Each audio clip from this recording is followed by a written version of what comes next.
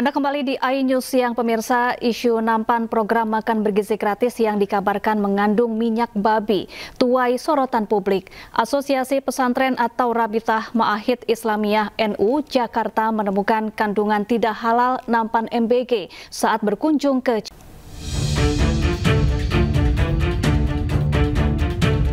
Nampan program makan bergizi gratis yang diduga mengandung minyak babi menjadi sorotan.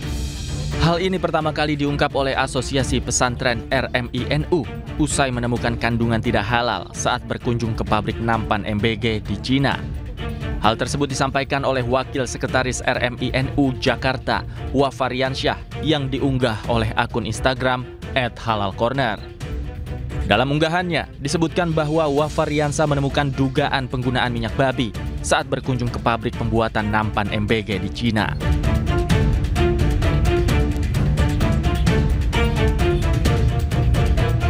Rasa perlu juga diperhatikan mengenai pengadaan putrenya ya, baki atau nampan yang perlu diperhatikan dari kehalalan dan kethaibannya. Halal dalam arti prosesnya ini jangan sampai melibatkan unsur-unsur yang najis, yang haram, misalnya menggunakan minyak babi atau alkohol. Terbukti dari hasil daripada investigasi kami ya, beberapa orang diantaranya dari Wakil Sekretaris RMI-NU di Jakarta, Bapak Riansa ini sudah ke sana, ke Cina, melihat bahwa itu prosesnya tidak halal ya, masih menggunakan minyak babi. Tentu ini jadi keprihatinan kita agar ini tidak lagi dilanjutkan impor terhadap barang-barang yang prosesnya tidak halal. Sementara Badan Penyelenggara Jaminan Produk Halal membantah nampan dalam program makan bergizi gratis mengandung minyak babi. BPJPH menjamin kehalalan program makan bergizi gratis. Kami jamin yang berada dan beredar di dapur gizi, yang berada dan beredar di program makan bergizi gratis bukan hanya food tray, tapi menu-menunya, bahan-bahannya, peralatannya, semua dalam pemantauan kami dari Badan Penyelenggara Jaminan Produk Halal, dan kami menjamin halal. Bukan cuma itu, bahkan para kepala dapurnya dan para tukang masaknya dalam proses untuk kami berikan pelatihan menyediakan makanan yang halal dan bergizi. Sementara itu, hingga kini belum ada keterangan resmi dari Badan Gizi Nasional terkait hal ini. Namun masyarakat mendesak pemerintah untuk memberikan pengawasan ketat terhadap kehalalan program makan bergizi gratis. Tim Liputan iNews melaporkan. Ya, Kepala Badan Gizi Nasional Dadan Hindayana membantah proses pembuatan food tray alias ompreng program makan bergizi gratis mengandung minyak babi. Menurutnya, produksi ompreng memakai minyak nabati yang terbuat dari tumbuh-tumbuhan berbasis industri. Dan berikut cuplikan dialog dengan Dadan Hindayana, Kepala Badan Gizi Nasional di program iNews Sore. Tentu saja kami akan mendapatkan atau menunggu rekomendasi dari BPOM. Kemudian untuk SNI-nya kita menunggu rekomendasi dari Kementerian Perindustrian. Kemudian jika food tray itu diimpor dari negara lain, maka dia harus memiliki sertifikat halal, dan itu merupakan tugas pokok fungsi dari BPJPH. Badan Gizi Nasional ini adalah user, dan kita akan gunakan atau kita laksanakan apapun rekomendasi dari instansi atau institusi atau lembaga yang berwenang terkait dengan rekomendasi. Minyak itu digunakan dalam ompreng itu bukan bahan bakunya, bukan di dalam campurannya, tetapi ketika processing, stamping atau pembentukan dari lembaran nikel, kemudian dipres agar terbentuk menjadi lekukan-lekukan, itu yang digunakan minyaknya, dan itu digunakannya pada mesin mesin pencetaknya, bukan pada omprengnya. Ya, selain membantah kandungan minyak babi di nampan MBG, Dadan Hindayana juga merespons banyaknya kasus keracunan siswa usai menyantap menu MBG. Menurutnya, keracunan terjadi karena juru masak MBG yang belum siap.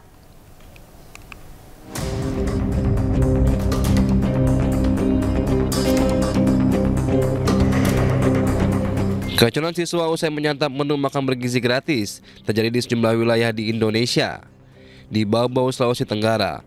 Sebanyak 33 siswa SMA Negeri 7 dan 4 siswa sekolah dasar dilarikan ke puskesmas dan rumah sakit karena keracunan MBG. Mereka mengeluh sakit perut dan muntah-muntah usai menyantap menu makan bergizi yang dibagikan pihak sekolah. Sementara itu, 10 siswa sekolah dasar di Kecamatan Semen, Gunung Kidul, Yogyakarta juga diduga keracunan MBG. Meski para siswa sudah pulih usai menjalani perawatan, namun orang tua murid was-was dan khawatir akan kualitas menu MBG. Menanggapi maraknya keracunan siswa akibat menyantap MBG, Kepala Bagian Dadan Hindayana buka suara. Menurut Dadan, keracunan MBG berasal dari dapur SPPG, mulai dari juru masak yang tidak siap hingga bahan baku makanan. Yang biasa masak 4 orang sampai 10 orang itu belum tentu bisa untuk masak langsung 1.000 sampai 3.000. Jadi baiknya kalau ada 20 sekolah yang dilayani, untuk hari pertama ya 2 sekolah dulu, nanti 2 hari kemudian bertahap menjadi 4 sekolah. Nah, itu yang kami sarankan. Yang kedua, yang kejadian di Maluku Barat Daya atau mana? Di Baobau, Sumbawa. Di Baobau itu sudah 8 bulan berjalan. Jadi sebenarnya sudah biasa. Tapi kemarin kejadian karena mendapat informasi baru ganti supplier. BGN juga memastikan terus mencapai target zero insiden dalam penyerahan makan bergizi gratis demi memuluskan program unggulan pemerintah. Dari Jakarta, Rani Sanjaya, iNews melaporkan. Pemirsa, 60 pasar tradisional di Jakarta masih berada dalam kondisi kumuh dan rawan banjir. Menyikapi hal ini, Gubernur DKI Jakarta Pramono Anung berjanji segera melakukan revitalisasi sekaligus digitalisasi agar pasar lebih nyaman dan modern. Kemarin kita juga sudah ketemu koperasi pedagang dan mereka juga meminta untuk dilakukan renovasi atau optimalisasi dari yang ada, tetapi mereka juga meminta agar fasum yang ada di pasar tidak digunakan oleh Pasar Jaya untuk berjualan. Ya, sejumlah pasar tradisional di Jakarta masih memprihatinkan. Untuk mengetahui informasi terkini, kita sudah terhubung dengan rekan Amrina Rida di Pasar Lontar Kebon Melati, Jakarta Pusat. Selamat siang Amrina, bagaimana kondisi Pasar Lontar saat ini?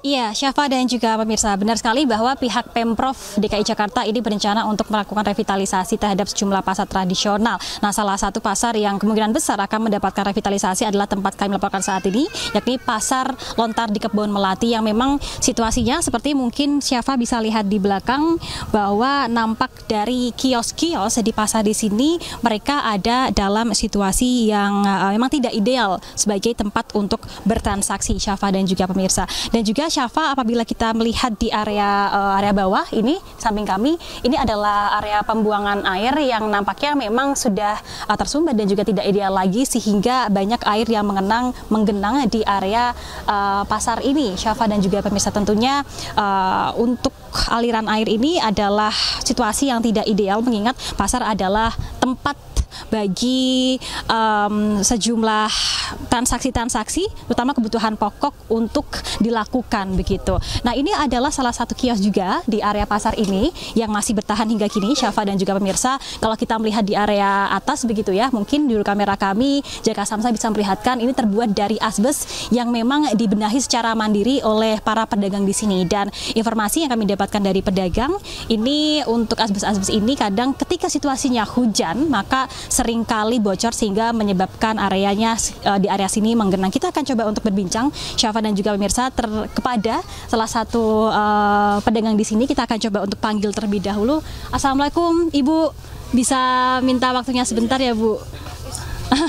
Ibu, izin mau tanya sebentar. Ibu boleh tahu dengan namanya Ibu siapa, Bu? Saya Ibu Ikin. Ibu Ikin, mungkin bisa kalau boleh tahu Ibu udah berjualan di Pasar Lontar ini berapa tahun, Bu? Ada ya 30 tahun lebih deh. 30 tahun. Kalau pasar ini tuh sudah berdiri sejak berapa tahun sih, Bu, kalau sepengetahuan Ibu Ikin? Saya pokoknya dagang di sini tahun 88, 89. Itu kan sudah ada pasar juga, tapi tahu tahun berapa ya? Bu, kalau dari Ibu Ikin yang sudah mungkin berjualan lebih dari 30 tahun, dengan kondisi pasar seperti ini, ada nggak yang dikeluhkan oleh Ibu berkaitan dengan bangunan atau juga fasilitas lain? Ada, itu kan banyak bocor, pada bocor ya kayak udah nggak layak dipakai gitu. Terus jalan-jalanan juga pada rusak. Terus di belakang satu baik yang bocor kalau hujan. Ibu Ikin, kalau boleh tahu ini saya lihat di atas itu kan asbes begitu. Apakah memang secara mandiri dari pedagang sendiri yang memasang atau seperti apa, Bu? Ya, yang ini pedagang masing-masing yang membangun ini, yang atap ini. Nah, Ibu, ini kan dari Pasar Lontar sempat ada kebakaran 2023 sebenarnya di sejumlah area. Semenjak adanya kebakaran tahun 2023, pernah ada pembangunan nggak sih, Bu, di area Pasar Lontar ini, Bu? Belum ada. Belum ada sama sekali. Nah, kalau dari Ibu sendiri sebagai pedagang mungkin yang sudah lama sekali puluhan tahun berdagang di sini, kalau nanti ada revitalisasi, apa harapan yang Ibu inginkan begitu, Bu? Iya sih, harapannya begitu supaya enak dipandang, terus supaya rame lagi, nggak seperti sepi kayak sekarang ini gitu. Kan nanti kan kalau dibangun sudah rame, kan enak. Jadi nggak kumuh kayak begini. Terima kasih Ibu Ikin atas waktunya. Selamat melanjutkan aktivitas kembali, Bu. Ya, Syafa dan juga pemirsa, tadi kita dengar sendiri bahwa memang semenjak ada kebakaran yang sempat menghanguskan sejumlah area di Pasar Lontar ini, ternyata belum ada pembangunan yang dilakukan sehingga memang situasinya di Pasar Lontar saat ini cukup tidak ideal begitu, mengingat sudah cukup rapuh sejumlah areanya, dan juga kalau kita melihat juga di sekitar area seperti pembuangan air, lalu juga area atap-atap ini banyak yang sudah rapuh, lalu juga ketika hujan ini juga bocor, sehingga tentunya dari pedagang ini mengharapkan nanti apabila ada revitalisasi maka ada pembangunan yang tepat sehingga pasar ini yang sudah lebih dari 30 tahun lamanya berdiri bisa lebih baik lagi. Sementara demikian, kembali ke Anda, Syafa. Baik, terima kasih Amrina Rida langsung dari Pasar Lontar, Jakarta Pusat. Kita ke informasi lain, pemirsa. Kementerian ESDM pastikan Pertamina akan jadi pintu utama dalam impor BBM satu pintu guna atasi kekosongan BBM di sejumlah SPBU swasta.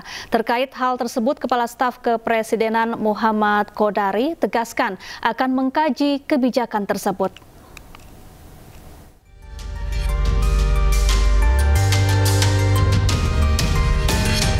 Kepala Staf Kepresidenan Muhammad Kodari menyatakan lembaganya akan mengkaji skema impor bahan bakar minyak satu pintu melalui Pertamina yang belakangan ini menuai sorotan. Kodari pun menilai setiap kebijakan lahir dari niat baik, namun isu impor BBM menyangkut masalah sosial yang kompleks dan melibatkan banyak kepentingan. Nah, mohon waktu karena ini masih transisi dan ini juga isu relatif baru ya muncul di media. Kita mau kaji. Ya mudah-mudahan nanti kajian-kajian dari KSP ini bisa ya menjadi masukan bila perlu pembanding, sehingga kadang-kadang begini, kebijakan itu berasal dan lahir dari suatu niat baik, tetapi karena ini masalah sosial yang kompleks, aktornya banyak, kadang-kadang ada implikasi-implikasi tertentu yang kurang diinginkan. Sementara itu, Komisi Pengawas Persaingan Usaha KPPU dalam rilisnya menyebut kebijakan pemerintah bisa hilangkan pilihan konsumen dan bisa memperkuat dominasi Pertamina.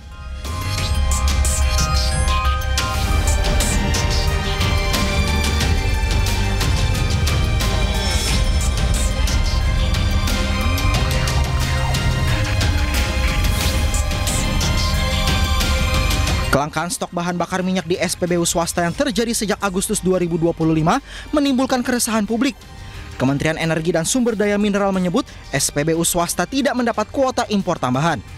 Guna mengatasi masalah itu, Kementerian ESDM mengungkap Pertamina akan menjadi pintu utama dalam penerapan impor BBM alias impor satu pintu. Tim Liputan iNews melaporkan. Ya, kelangkaan BBM SPBU swasta menjadi sorotan. Tak hanya karena masyarakat susah mendapatkan bahan bakar, isu PHK karyawan juga mengundang iba. Bahkan karyawan harus banting setir berjualan kopi menyiasati stok BBM yang entah kapan datang lagi. Tar dulu, kameranya burem. Lah, pada kemana ini teman-teman saya? Oh iya, pada di rumah ini semua ya. Saya diam-diam ya teman-teman, nggak apa-apa, nggak usah malu. Curahan hati pegawai SPBU swasta yang menjadi korban PHK imbas langkanya stok bahan bakar minyak di SPBU swasta mengundang iba masyarakat. Di video lain, nampak warga mengantri di SPBU, namun bukan untuk mengisi bahan bakar, melainkan membeli aneka kopi dan makanan yang dijajakan pegawai SPBU.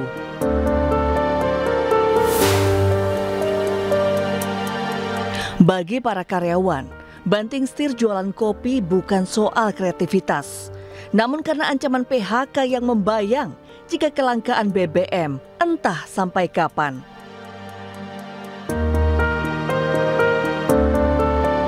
Kelangkaan stok bahan bakar minyak di SPBU swasta terjadi sejak akhir Agustus 2025 dan masih terjadi hingga kini, seakan tak ada solusi.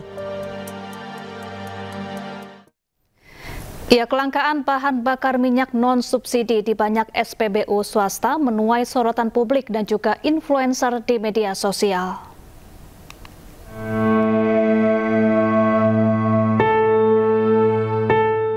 Kelangkaan BBM non-subsidi di berbagai SPBU swasta tidak hanya menyulitkan konsumen, namun juga mengancam keberlangsungan hidup ribuan pegawai.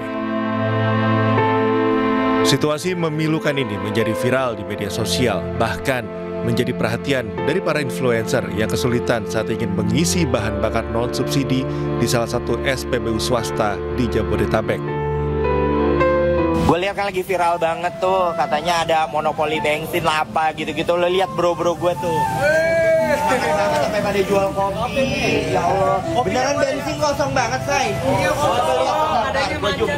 Iya, bunda aja nih nggak bisa isi bensin. Gue sampai nggak bisa isi bensin, guys. Di sini gue jadi hahahi doang nih. Beli kopi mau? Kopi gue mana? Nah, sebentar lagi. Masih diedit. Masih di render kopinya. Render masih dibikin. Mudah-mudahan cepat kembali ke awal lagi.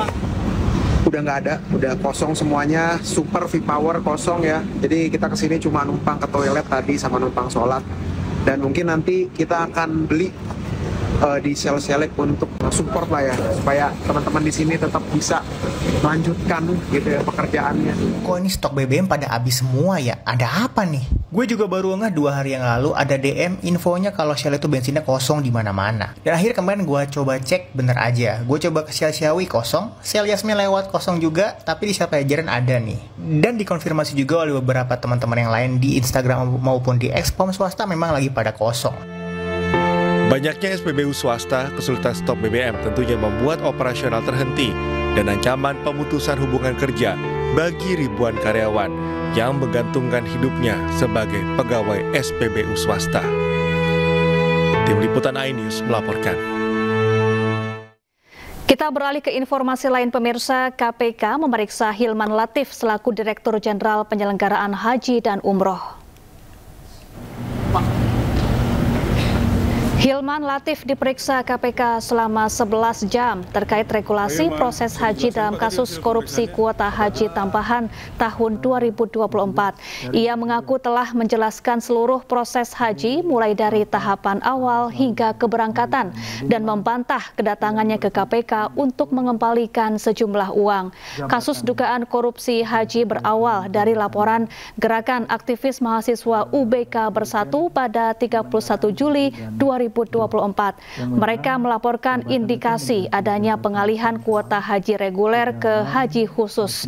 Berdasarkan penghitungan sementara, kerugian negara akibat kasus ini mencapai lebih dari 1 triliun rupiah. Penyelenggaraan haji dan umroh. Pendalaman regulasi yang ada dalam proses haji. Terus ditanya itu nggak sih Pak soal penentuan kuota itu, kuota haji itu atas ide siapa gitu-gitu Pak? Ya, kita pendalaman regulasi. Dugaan awal ya terkait dengan kerugian yang sudah disampaikan, tapi nanti kalau hasil perhitungannya kan belum. Ini baru dugaan kasar saja sekitar 1 triliun. Itu siapa juru simpannya dan digunakan untuk apa saja kan itu. Nah, ini juga salah satu yang sedang kita telusuri. Cari kerja sulit, para pekerja terpaksa memeluk erat pekerjaan. Informasinya usai jeda, tetaplah di iNews Siang.